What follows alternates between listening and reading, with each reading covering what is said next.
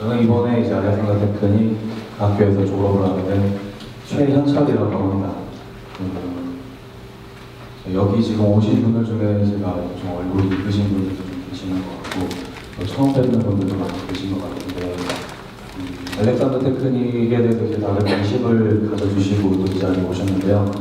저는 이제 여기서 그 알렉산더 테크닉이 좀 무엇이고 또 교육이 어떤 방식으로 이루어지는지에 대해서 이제 간략하게 소개를 드리고자 이 자리에 섰습니다. 그래서 이제 알렉산더 테크닉의 교육 시스템이라는 주제로 발표를 한번 해보도록 하겠습니다.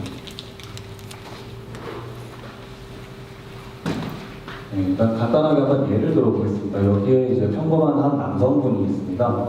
이 남성분은 매일 왕복 2시간 거리를 출근을 하고 하루에 8시간 이상의 업무를 사무실에서 책상에 앉아서 컴퓨터 등등을 사용하여 업무를 근데 왜 여기가 긴장되어 있고 왜 여기가 마모되는지 그런 원인에 대한 이야기는 듣지 못합니다. 그래서 이 남성은 이제 자신이 일할 때라든지 혹은 휴식을 취할 때라든지 내가 컴퓨터를 사용하면서 바른 자세를 해보기 위해서 허리를 빡빡하게 한번 세워보기도 하지만 과도한 긴장으로 인해서 허리가 오히려 더 아프기만 하고 10분을 채 버티기가 힘듭니다. 과연 이 남성의 호소하는 통증의 원인은 무엇이며 이것을 어떻게 해결할 수 있을까요?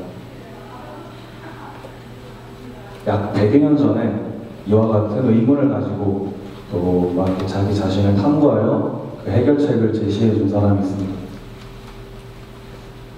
알렉산더 테크닉을 만든 이제 FM 알렉산더는 호주 태생의 그 낭독가 출신인데요. 셰익스피어 작품을 매우 좋아해서 이 작품을 전문적으로 낭독을 하는 낭독가였습니다.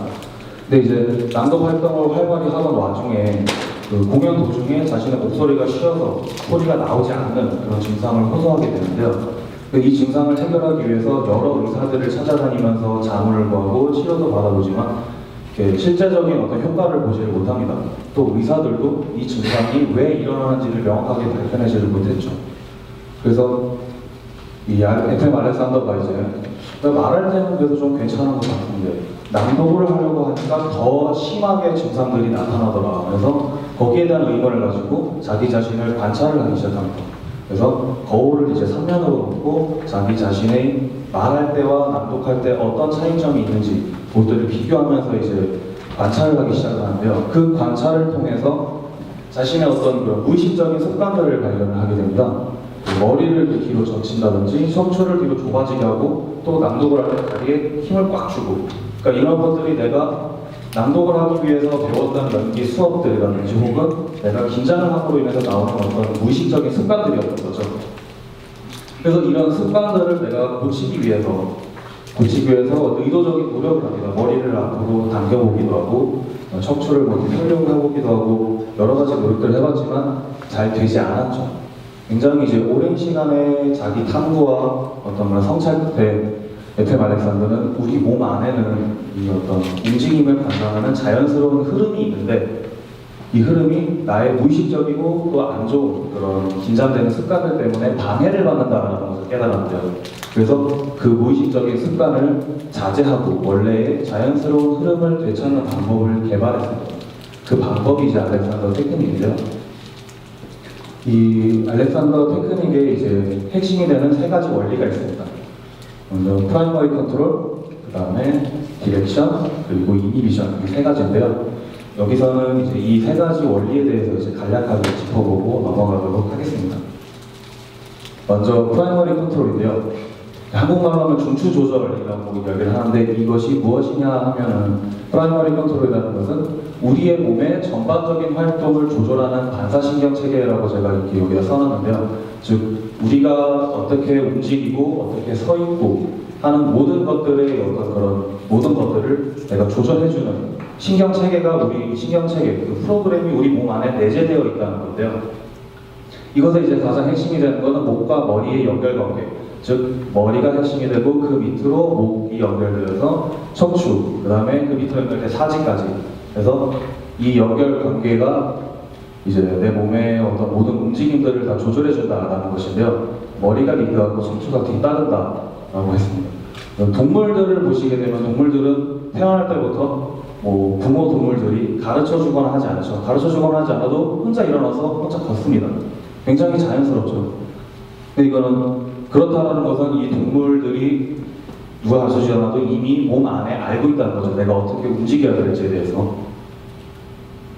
동영상을 한 편 보실 건데요. 그 앞서 보셨던 이제 지구상에서 가장 빨리 달리는 동물이라고 알려진 치타의 달리는 모습입니다.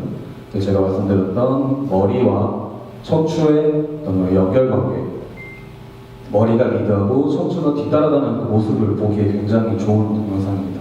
그래서 한번 감상해 보시겠습니다.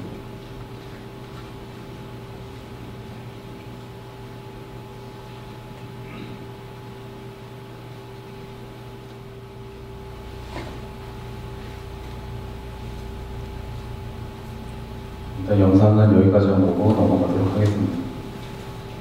아기 사진이 있는데 우리 인간의 아이들도 인간이라고 하는 것은 다른 종족을 얘기하는 것 같은데 우리 사람들의 아이들이 움직이는 걸 한번 보셨는지 모르겠는데 아이들도 스스로 움직이기 시작하죠.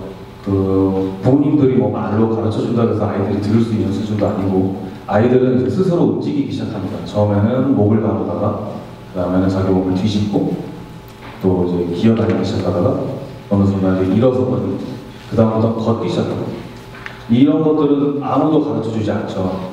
아기가 혼자 스스로의 어떤 발달 과정을 통해서 이것을 이뤄냅니다. 그렇다는 것은 동물들과 마찬가지로 우리가 인간의 몸이 어떻게 움직여야 되는 것에 대한 자동적인 프로그램이 이미 몸 안에 내재되어 있다는 건데요. 아이들이 움직이는 것을 보시면 정말 이 머리가 목 위에 굉장히 편안하게 올라와 있고 또 움직임 또한 매우 자연스럽습니다. 근데 우리 인간들은 이제 나이가 들면서 그 움직임들이 점점 방해받기 시작하고 몸이 점점 망가지기 시작하죠. 제가 처음에 말씀드렸던 그 남성의 어떤 통증을 호소하고 이런 문제들처럼 그러면 왜 그럴까요? 왜 나이가 들면서 점점 안 좋아지기 시작할까요? 옛날에 이제 아프리카 개척 시대에 아프리카 민족들은 그 아프리카를 개척하기 위해 건너온 백인들을 보고 무릎이 없는 사람들이라고 했던 겁니다. 그러니까 이 무릎이 없는 사람들이었다는 것은 무릎이 없는 것처럼 움직였다는 건데 그 무릎을 굉장히 뻣뻣하게 무릎을 잘 사용하지 못하는 그런 움직임을 보여서 무릎 없는 사람들이라고 불렀다고 하는데 과연 그 이유가 무엇일까요? 일단 이 둘의 비교를 한번 해보자면 아프리카 그때 당시 민족들은 이제 이렇게 그렇게 발달된 문명을 가지고 있지는 않았죠. 반면에 아프리카로 이제 개척하러 들어간 백인들은 굉장히 발달된 문명을 가지고 있었죠. 그렇다면 가장 큰 차이는 문명의 차이라고 의자에 앉아 계시고 또 뭐 회사에 가서 학교에 가서 집에서 항상 사용하는 물건입니다. 그럼 이 의자가 왜 우리 몸을 이제 방해하는 그런 요인이 될까요? 일단 첫 번째로 우리의 몸은 의자에 앉도록 설계되어 있지가 않습니다. 여기 이제 발은 세 꼭지점 그리고 골반은 두 꼭지점이라고 제가 생각하는데 그 이야기가 무엇이냐라면 제가 이제 뼈 사진을 조금 갖다 놨는데 빨간 점으로 표시된 부분들이 있습니다. 골반을 보시면 밑에 빨간 점 두 개가 보이시죠? 거기가 이제 좌골의 두 꼭지점인데요. 우리가 의자에 앉을 때는 정확하게 저 두 꼭지점을 이용해서 중심을 잡고 앉도록 되어 있습니다.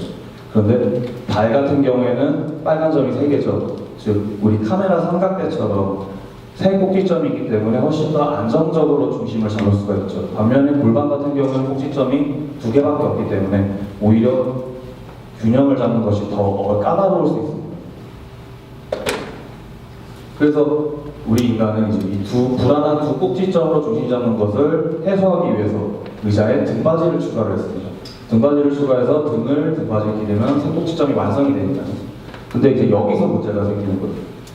뭐가 문제냐면은 우리의 이 척추 같은 경우에는 수직으로 가해지는 부하에는 굉장히 잘 견디도록 설계가 되어 있지만 어느 저 한 지점에 수평적으로 지속적으로 가해지는 부하에는 굉장히 약하게 되어 있어요.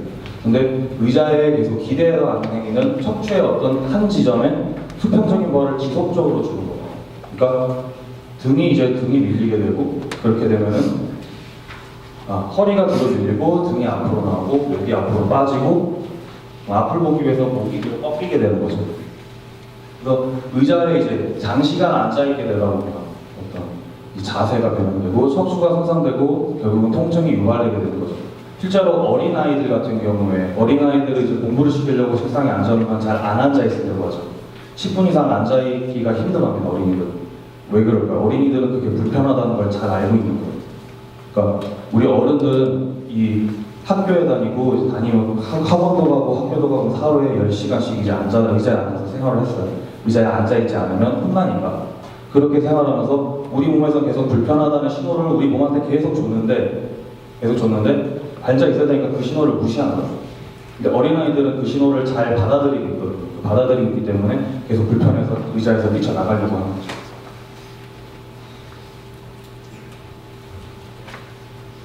이제 처음에는 그 불편함의 신호를 무시를 하다가 나중에는 여러 가지 문제들이 생기면서 결국은 통증이 유발됩니다.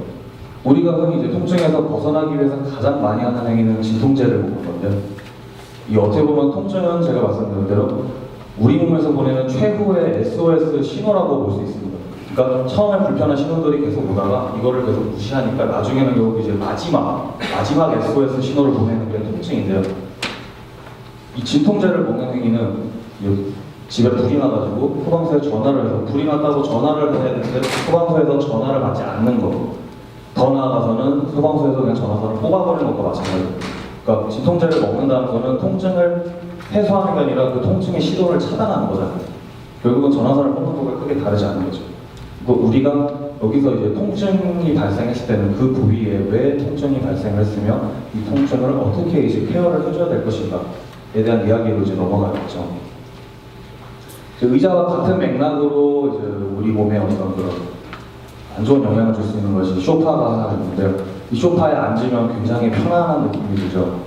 푹신푹신하게 편안한 느낌이 드는데, 의자와 마찬가지로 이제 그 몸의 잘못된 부분에 잘못된 부하를 주게 되고, 또 소파의 특성상 이제 앉아 있다 보면은 TV도 보고 하면서 장시간 앉아 있게 되잖아요. 그래서 그 시간이 축적될수록 안 좋은 영향이 점점 쌓이게 되는 거죠. 그러니까 어린아이들이 또 소파에 누워있는 앉아있는 걸 보면은 처음에는 소파에 푹 꺼져서 앉아있는 것 같다고도 계속 자세를 바꿉니다. 뭐 기회가 되신다면 한번 관찰해보세요. 이제 그것과 또 연결되어서 우리 몸에 안 좋은 영향을 주는 것이 컴퓨터와 스마트폰이 있습니다. 요즘 뭐 스마트폰 다들 쓰고 계시죠. 또 이제 어린아이들도 스마트폰을 굉장히 많이 사용을 하고 있습니다. 근데 이 컴퓨터와 스마트폰을 사용할 때 우리의 모든 의식은 그 안으로 빨려 들어가요. 우리가 스마트폰 게임을 한다든지, TV로 어떤 재밌는 프로그램을 본다든지, 컴퓨터로 게임을 한다든지, 이런 여러 가지 행위들을 할 때 우리의 모든 의식은 그 안에 들어가 있죠. 그때 당시에는 우리 몸이 어떻게 불편한지에 대한 자각이 전혀 없는 상태입니다. 그래서 컴퓨터와 스마트폰을 장기간 사용하다 보면 몸에 대한 감각을 점점 잃게 되고, 또 몸이 점점 굳어지고 망가지는 것을 망각하게 되는 거죠. 이제 마지막으로 제가 언급하고 싶은 원인 중에 하나는 과도한 스트레스입니다. 스트레스는 이제 만병의 근원이라고 하죠. 만병의 근원이라고 하는데, 이 과도한 스트레스는 또 이제 자세도 굉장히 안 좋은 영향을 주게 됩니다. 우리가 이제 한 가지만 예를 들어보겠습니다. 칼을 들고 있는 되게 무섭게 생긴 사람이 여러분들을 위협하고 있다라고 가정을 해볼게요. 그 상황에서 사람이 이제 어떤 겁을 먹거나 혹은 분노를 했을 때는 이제 긴장을 하게 되면서 일련의 반응들이 나타나게 됩니다. 이제 척추의 앞쪽을 이렇게 웅크리면서 온몸에 힘이 들어가고 몸이 뒤로 꺾이고 약간 이런 식으로 힘이 딱 들어가게 되는 거죠. 그러니까 일종의 전투 준비 같은 거라고 할 수 있는데요. 한 국가로 치자면 이제 전쟁 준비를 하는 거라고 할 수 있습니다. 즉 전쟁이 발발하게 되면 전쟁을 해야 되기 때문에 모든 물자를 군부대로 집중을 하게 되고, 또 도로나 어떤 그런 통신시설 같은 것들을 군부대가 독점을 하게 되죠. 즉 모든 기능이 전투를 위한 기능으로 집중을 하게 됩니다. 그러니까 우리가 긴장을 한다는 것은 그런 것과 마찬가지인 거죠. 근데 이제 상황이 종료가 됐습니다. 상황이 종료가 되면 우그러들었던 몸을 탁 피면서 한숨도 내쉬고 이 몸을 이완시킵니다. 긴장을 했으면 이완을 시키는 거죠. 즉 우리가 전쟁을 했기 때문에 에너지를 많이 소모했죠. 많이 소모했기 때문에 그것을 회복하기 위해서 이완을 하게 되는 거죠. 근데 문제는 이제 과도한 긴장만 있을 때 문제가 되는 거죠. 즉 요즘 같은 세상에 사실은 스트레스를 굉장히 많이들 받고 사시고 계시지 않습니까?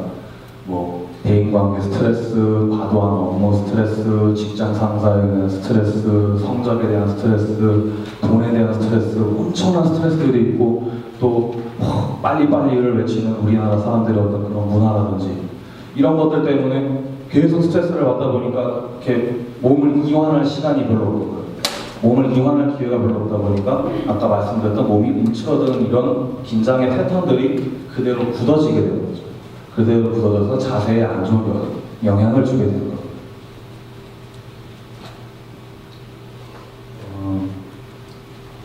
그래서 이 알렉산더 테크닉에서는 그 긴장과 이완의 어떤 그런 균형을 이야기를 하는데요. 즉 알렉산더 테크닉은 단순히 이완하기 위한 테크닉이 아니라 과도한 긴장에서 벗어나서 적절한 긴장과 적절한 이완의 어떤 균형을 맞춤으로써 이제 삶의 질을 높이기 위한 그런 테크닉이라고 보시면 되는데요. 그래서 알렉산더 테크닉의 안에 있는 이제 핵심 테크닉으로 들어가면 디렉션이 있습니다. 이 디렉션은 이제 5가지 문장으로 구성이 되어 있는데, 첫 번째로 내 목이 자유롭다, 내 머리가 앞과 위로 향한다, 내 척추가 길어지고 넓어진다, 내 다리와 척추가 서로 분리된다, 그다음에 내 어깨가 중심으로부터 넓어진다. 5가지 문장으로 되어 있는데, 그냥 간단하게 한번 보시면 5가지 문장들이 어떤 우리 몸이 이렇게 바깥쪽으로 확장되는 방향성을 표현하고 있다는 것을 보실 수가 있습니다. 즉 우리 몸은 이렇게 바깥쪽으로 확장되도록 방향성을 가지고 있는데, 스트레스를 받으면 몸이 안쪽으로 움츠러들게 되죠. 그게 이제 굳어지면 움츠러든 상태로 안으로 향하는 방향성을 바깥으로 향해주기 위해서 이 디렉션을 활용을 하게 되는 건데요. 이 디렉션에 대해서는 이제 추후에 신호차 선생님의 굉장히 심도 있는 강의가 있을 예정이니까 저는 여기까지만 이야기를 하고 넘어가도록 하겠습니다.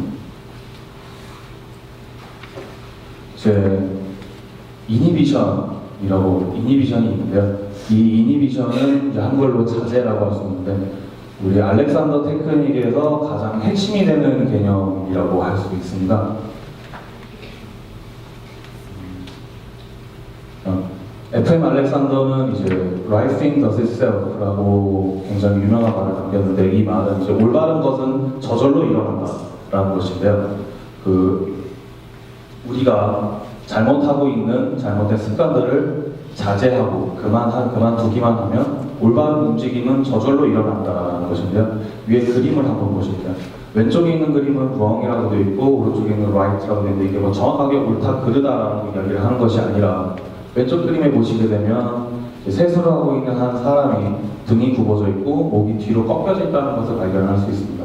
오른쪽 그림은 반면에 좀 그렇지는 않죠. 이제 여기서 이 사람이 내가 서 있을 때 무릎을 빳빳하게 세고 있는 어떤 그런 무의식적인 습관을 가지고 있다고 볼 수 있습니다.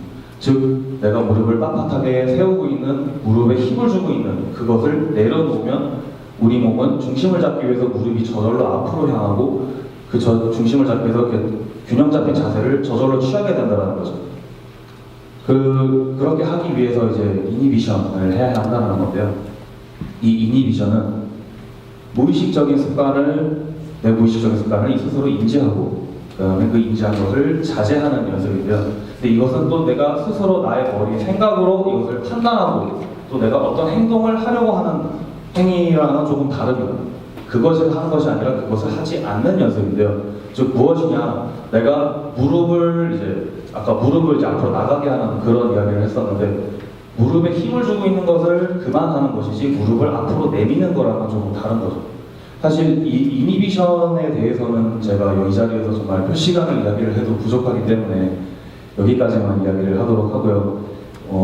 알렉산더 테크닉에서는 이 언어 전달을 통한 교육보다는 그 손과 그 다음에 몸을 통한 체험을 통한 교육을 이제 더 하고 있기 때문에, 거기에 대해서 더 궁금하신 분들은 이제 개인 레슨 한번 받아보시는 게 좋지 않을까, 조심스럽게 말씀드리고 싶습니다. 그래서 어떻게 보면 이제 좀 어려운 연습이 될 수 있는데요. 알렉산더는 이런 원리를 스스로 깨우치고 또 체득하기까지 9년의 시간이 걸렸다고 하고요. 그 다음에 알렉산더 테크닉 지도자는 이제 3년간 1600시간의 교육을 받게 됩니다. 그래서 알렉산더 테크닉의 이제 효과라고 해서 몇 가지를 적어봤는데요.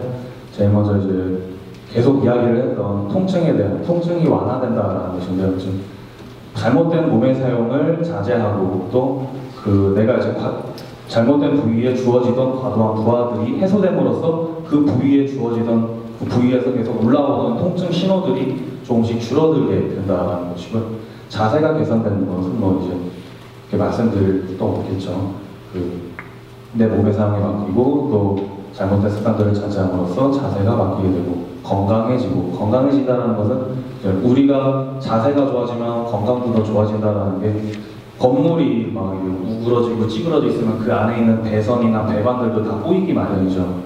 내 몸 자세가 좋아지게 되면 그 몸에 있는 내 몸 안의 질서들도 더 바로잡히게 된다는 거고요. 신체 능력 향상, 말 그대로 내가 잘못하고 있는 습관을 이제 내려놓고 내 몸한테, 내 몸의 지혜에 그대로 맡김으로써 몸을 더 잘 사용할 수 있게 되니까 몸의 신체 능력이 향상되겠죠. 실제로 외국에 있는 유명한 이제 음악대학교, 뭐 줄리어드 음대 같은 그런 학교에는 알렉산더 테크닉이 기본 커리큘럼으로 들어가 있고요. 현재 한국예술종합학교에서도 저희 알렉산더 테크닉 교육이 들어가 있습니다. 그리고 현재를 사는 즐거움이라고요. 이것은 뭐 조금 추상적인 이야기가 될 수도 있지만 이제 우리가 이제 막 스마트폰 속으로 혹은 걱정 속으로 미래와 과거 속으로 막 넘나들며 우리를 괴롭히는 어떤 그런 의식들이 이제 내 몸의 감각을 깨워줌으로써 내 몸으로 다시 돌아오는 거죠. 내 몸으로 다시 돌아오고 그냥 내 몸을 움직이는 게 이렇게 즐거워지고 그래서 지금 이 순간에 내가 현재를 살아가는 그런 즐거움이 생기게 된다라는 이야기인 거죠. 그래서 이제 알렉산더 테크닉의 교육 방법, 교육 유형에 대해서 이제 이야기를 하고 넘어가도록 하겠습니다. 첫 번째로 테이블 레슨은 이제 교육을 받으시는 분이 오셔가지고 테이블 위에 편안하게 누워서 그 선생님의 이 잘 훈련된 손에 지도를 통해서 이제 내 몸의 감각들을 더 이제 깨우고 또 간접적으로 이완되는 체험도 함으로써 아 내가 여기에 힘을 주고 있었구나. 힘이 풀리는 것은 이런 느낌이구나. 뭐 이런 등등의 이제 체험을 하시게 되는 거고요. 호흡 발성. 그건 이제 호흡은 어떻게 보면 우리의 생명 활동의 가장 근간이 되는 것 중에 하나죠. 근데 이제 이 호흡이 우리가 긴장을 하게 되면 숨이 흐물흐물 헐떡거린다고 하잖아요. 근데 그 헐떡거리는 숨이 굳어지신 분들도 계시고 또는 잘못된 호흡 습관들을 가지고 계신 분들도 계시고 여러 가지 경우들이 있습니다. 그래서 그런 습관들을 이제 자각하고 자제하는 연습을 하는 것이 호흡 발성 교육이고요. 그라운딩은 이제 우리가 어떻게 하면 잘 서 있을 수 있는가, 즉 중력의 어떤 영향 하에서 이제 우리가 얼마나 편안하게 몸을 맡기고 잘 서 있을 수 있느냐라는 연습을 하는 거고요. 기기는 이제 보시게 되면 척추를 수평으로 놓고 머리가 가장 앞에 놓여 있죠. 마치 네 발로 기는 동물들과 같은 움직임인데요. 우리들도 다 걷기 이전에 어린 시절에 했던 움직임이죠. 그래서 어떤 머리가 리드하고 척추가 그 뒤를 따라가는 그 프라이머리 컨트롤이 살아나서 자연스럽게 움직이는 그 감각을 이제 체험을 하고 그것을 체득하기 위한 교육이고요. 앉기 그리고 멍키라고 되는데요. 즉 의자에 이제 앉고 일어서는 연습 방법인데요. 우리가 이제 의자에 앉고 일어설 때는 거의 우리 몸의 움직임에 거의 많은 부분들이 들어가 있습니다. 발목, 무릎, 고관절 이렇게 세 파트가 이제 전체적으로 다 움직이면서 의자에 앉는 건데요. 즉 의자에 잘 앉는 것을 연습하는 것이 아니라 의자에 앉는 연습을 함을 통해서 우리의 움직임의 원리들을 이제 학습을 하게 되는 거예요. 그 다음에 이제 걷기 연습이 있는데요. 저희는 이제 흔히 말하기를 못 걷는 사람은 없지만 잘 걷는 사람도 드물다라고 이야기를 합니다. 그러니까 어떻게 보면은 좌우가 따로 움직이는 거잖아요. 의자에 앉는 경우는 좌우가 같이 움직이는 건데, 그러니까 어떤 이런 기본적인 원리들을 더 잘 체득하고 나서 그 다음에 이제 조금 더 숙련되는 과정으로서 걷기 연습을 하게 되는데 사실은 이 걷기가 굉장히 까다로운 연습 중에 하나입니다. 다음은 이제 손의 사용인데요. 손 같은 경우에는 우리가 굉장히 많이 사용하는 기관 중에 하나죠. 굉장히 섬세하고 많이 사용을 하기 때문에 그 안에 긴장들이 굉장히 많이 들어가 있습니다. 그래서 이것을 풀어내기 위한 연습도 많이 자각하고 자제하고 좀 더 내 몸에 맡겨서 자연스럽게 움직일 수 있는 이런 것들을 이제 연습을 하게 되는 거죠. 그래서 알렉산더 테크닉의 이제 교육 과정은 크게 세 가지로 나눌 수가 있는데요. 개인 레슨은 이제 말 그대로 개인의 특성에 맞추는 수업인데요. 그러니까 선생님과 1대1로 수업이 진행이 되는 거고요. 또 교육을 진행을 하기 때문에 그 한 분 한 분을 이제 손을 통한 지도를 해주는 게 좀 어렵다는 단점이 있을 수 있죠. 이 지도자 과정과는 말 그대로 알렉산더 테크닉 지도자를 양성하기 위한 집중적인 교육 과정으로 3년간 1,600시간의 교육을 받겨 보는 것은 어떨까 하고 조심스럽게 말씀드리고 싶습니다.